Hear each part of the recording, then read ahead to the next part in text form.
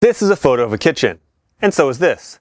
They both show about the same amount of information and design details, but this one shot at 50mm looks great, and this one shot at 17mm looks like a steaming pile of dog crap. Wide angle, interior, and architecture photos look terrible, but I'm going to show you what you can do differently to make them look a whole lot better. When talking about the focal length of camera lenses, the human eye sees at about 50mm. Anything wider than that could be considered wide angle. As you zoom out, wider than 50mm, things start to look distorted. And the wider you go, the more distorted they get. To help demonstrate this, let's go back to these kitchen photos. At 17mm, we look like we're in a cartoon of a spaceship going through a time warp.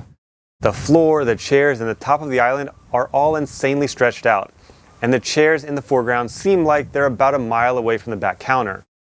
At 24mm, we see just about the same amount of information as before, but you can tell that the image starts to get a little more compressed, meaning the chairs get a little closer to the back wall and things aren't quite as stretched out as before, but they still look pretty weird.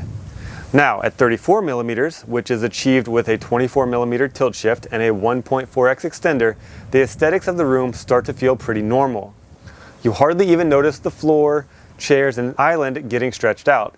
And if I didn't have the ability to back up anymore in this home, I'd feel pretty comfortable delivering this composition to a client.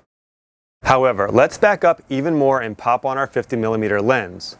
Once again, we are showing just about the same design choices and information in this space, but now we don't have any stretching or distortion going on. And as a result, the image just feels a lot more natural. At this point, you might be screaming at your computer or phone saying, "But Adam, sure, it's easy to back up when you're in a huge mansion with tons of space, but I only shoot small houses. And what about those tiny powder rooms my clients always ask me to shoot?" Listen close. You don't have to show everything in every photo. Let me say that again. You do not have to show every detail of every room in every photo you produce. Challenge yourself to crop out as much of the room as possible while still telling the same story. Our brains are amazing machines and they're great at filling in details. In this 50mm kitchen shot, look at how little of that fridge we see on the right side. All we need is just a sliver of it for our brains to understand what's going on in that part of the room, and showing any more of it doesn't add anything new to the image. Have a look at this photo of a bedroom. It was taken at the project discussed in my residential photo shoot workshop. The image is a pretty tight composition, shot at 50mm, but look how many design choices we can piece together here.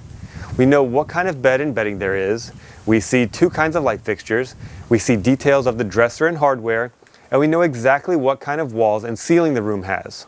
Remember, we don't need to see the whole room, and most of the time if we don't, the photo will be much more interesting and aesthetically pleasing. So on your next interior or architectural photo shoot, when you feel yourself reaching for that 17mm, slap yourself on the wrist and pick up the 50mm instead.